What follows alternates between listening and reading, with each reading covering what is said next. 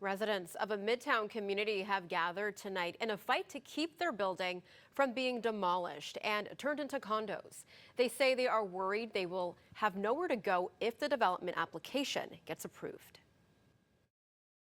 This whole process has been immensely stressful. We volunteered hundreds of hours to try to fight the demolition and redevelopment, and we just all feel a little bit abandoned in the process. In a last-ditch effort to save 55 Brownlow Avenue from being demolished, residents and supporters rallied outside of the building to have their voices heard. I think they should have a continuous place to stay. They shouldn't be forced to move out of this building. We need a moratorium on these evictions. We need rent control and we need vacancy control.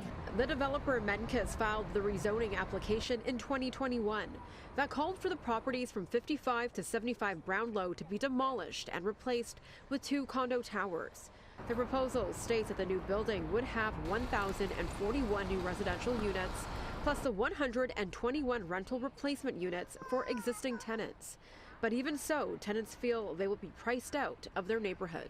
Obviously, that's roughly 7 years of construction the tenants will be living next to. And in addition to that, the replacement units, after 20 years, the developer can apply to turn them into market units.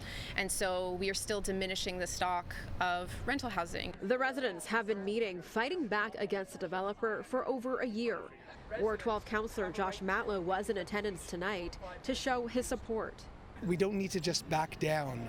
We can fight for tenants, especially when they're willing to be organized and fight themselves. And I'm just really proud of this community. The Toronto and East York Community Council will be meeting on June 11th. They will then review the proposal in order to make recommendations on the application. That will then be forwarded to City Council for its consideration. But the tenant group with this message for city officials. My message to them is to continue to fight to do everything they can to ensure that tenants stay housed, especially at a time when rental vacancy is below 1.5%.